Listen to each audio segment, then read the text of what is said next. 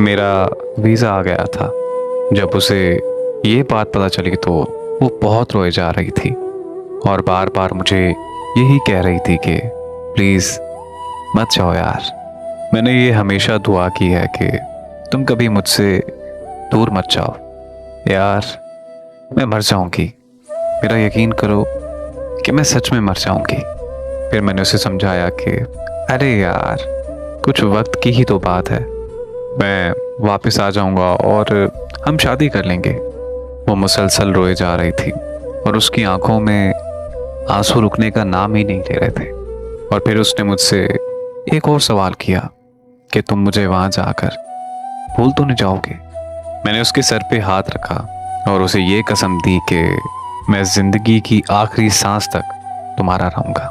मेरा ये वादा है तुमसे। वो मुझे छोड़ने एयरपोर्ट तक साथ आई थी। मैं जब उसे अलविदा कह रहा था तो वो बस चुप खड़ी थी, जैसे कि उसके जिस्म में जान ही ना हो।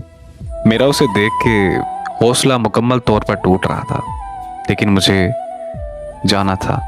घर से दूर परदेश जाते वक्त क्या गुजरती है, ये बात सिर्फ एक परदेसी ही समझ सकता है।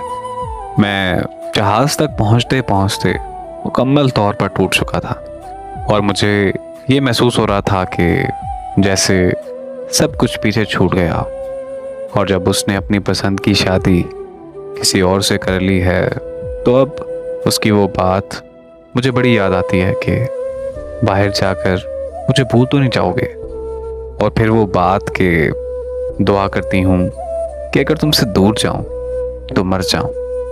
तो अब मैं ये सोचता हूँ कि मैं किसी और से शादी कर लूं और फिर उसकी दी हुई कसम याद आ जाती है कि मैं जिंदगी की आखिरी सांस तक तुम्हारा रहूंगा।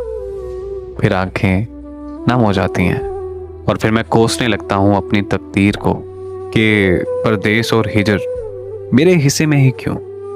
परदेश की कैद और हिजर की तन्हाई मुझे हर रोज रुलाती है।